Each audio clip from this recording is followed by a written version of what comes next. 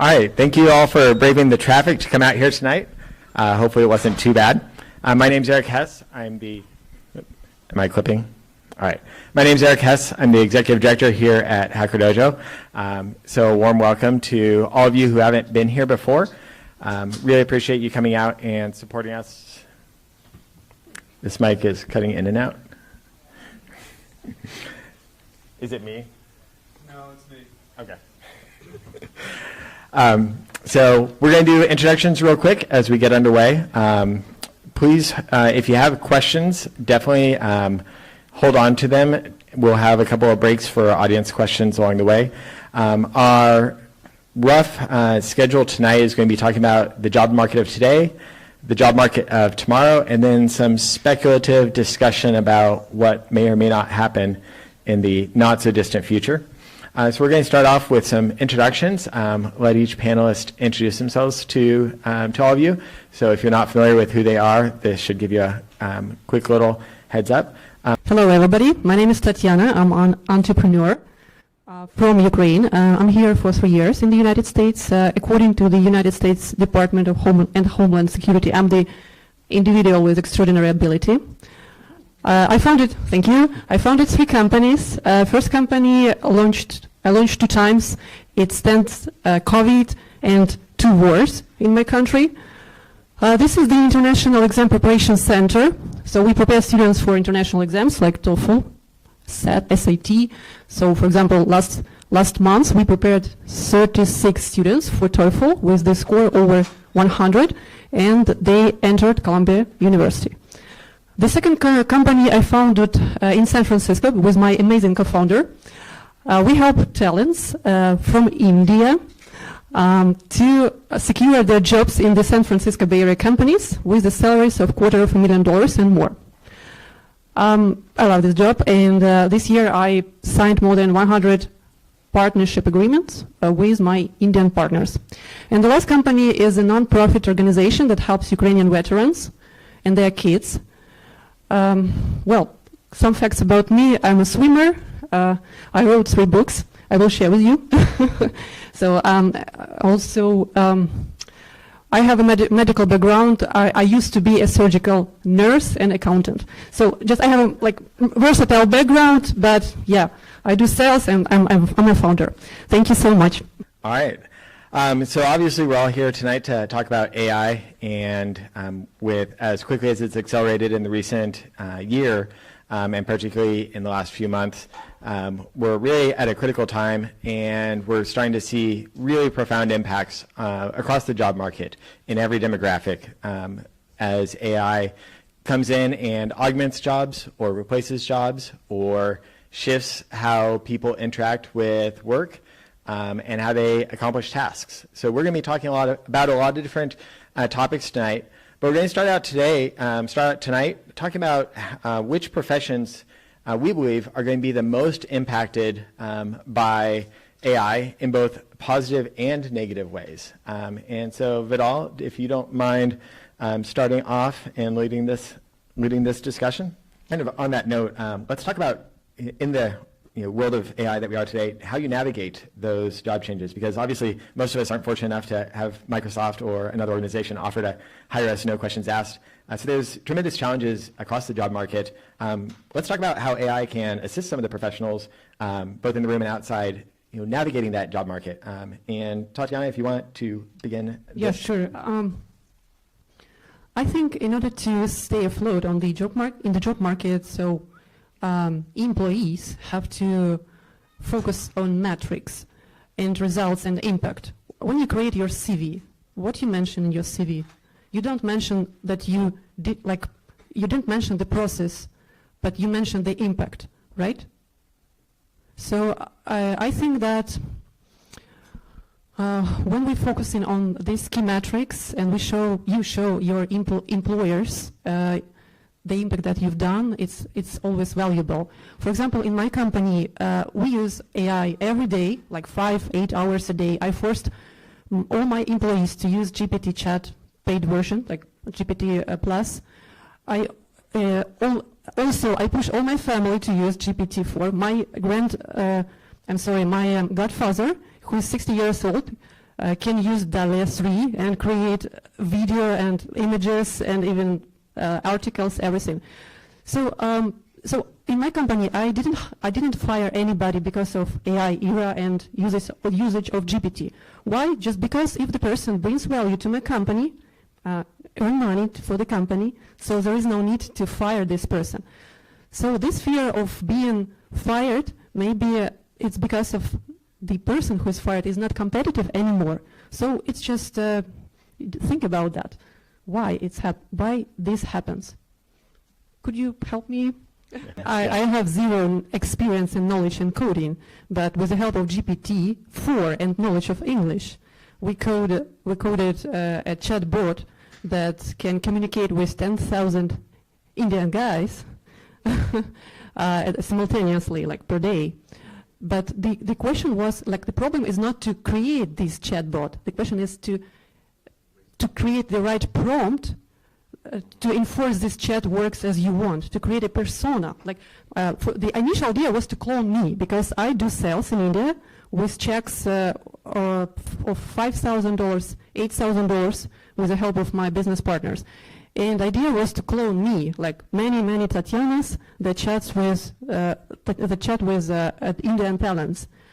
And we faced the problem, I'm sorry, that we cannot create the persona, create the right prompt. I face the problem that I cannot formulate what I want. And that's really the challenge of humanity, because now we have to learn how to ask right questions, because AI is a magic tool that can help us. Thank you. Let's add on to that. Well, I'd love to have a conversation about how education is going to need to shift to as we embrace AI, and how learning modes are going to dramatically shift, and some of the key ways that we can educate ourselves in different ways and take on new knowledge. So yeah, if you want to take lead on that, Alexander.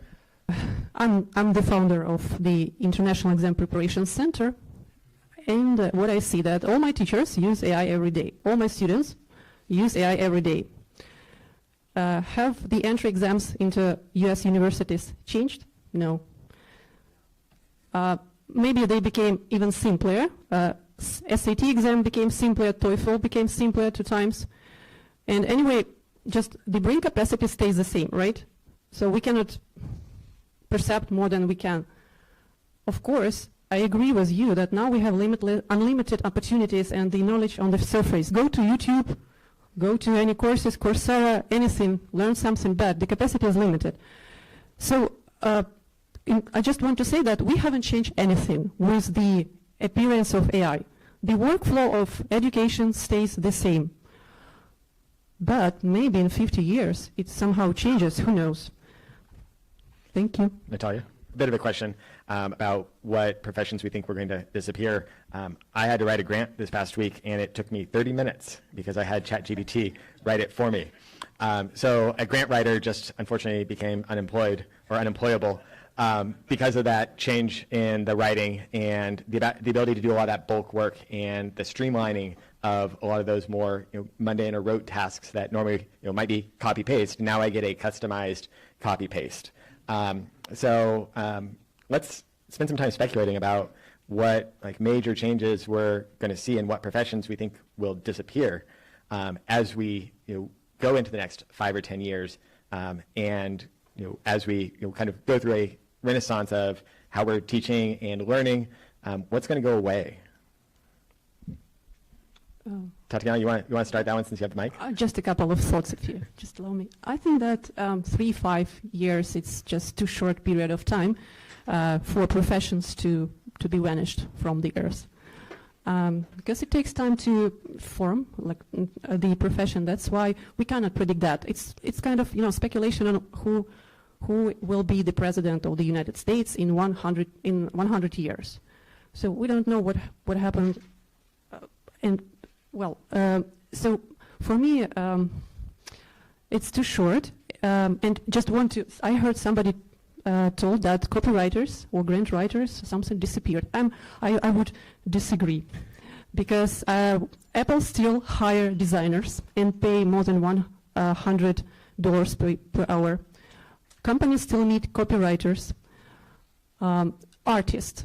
They are in demand. I used to live in a couple of houses in San Francisco, which cost like $2 million, $5 million, and the owners of these houses, they have pictures on the walls.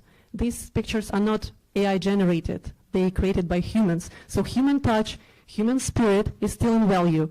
So creators, artists, visual arts, they will survive. It's more about, you know,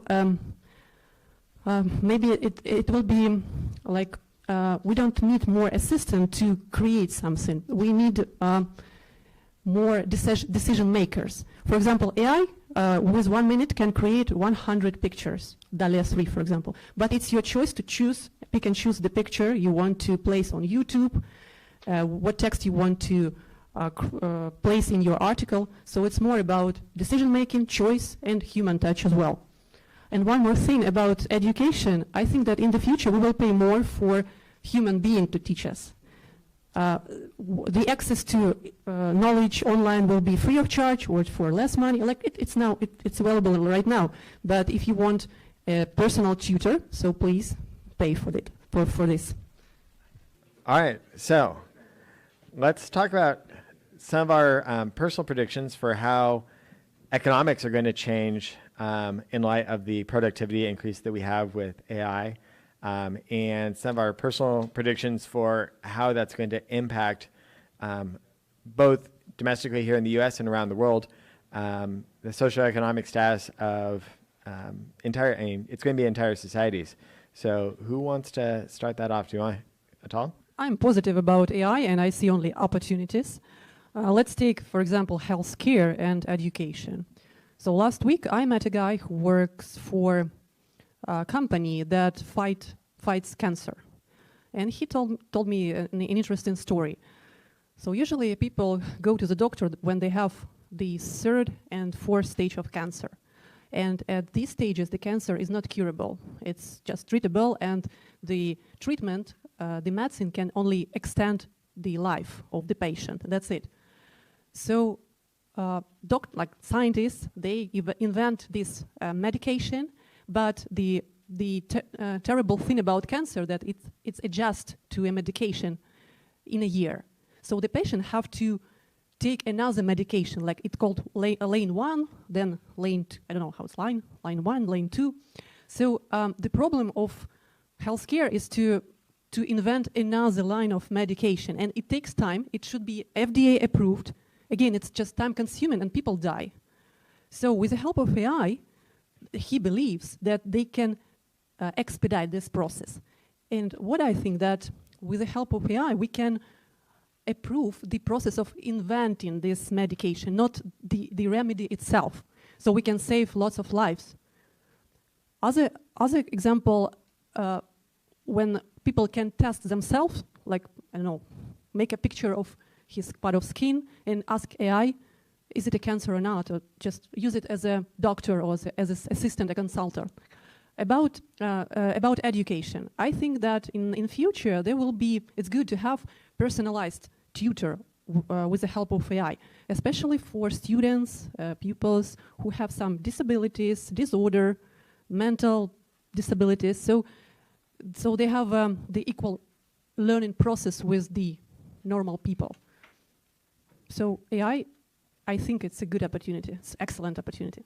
Just on the question of AI for governance, like corporate or in the federal government, for example, how do we keep AI accountable? I mean, like part of the reason you have a CEO is that there's a fall person when something bad happens, and you switch up the CEO, and now you have some confidence that, you know, things are going to change. So in the AGI world, how do you switch up the AI at the helm?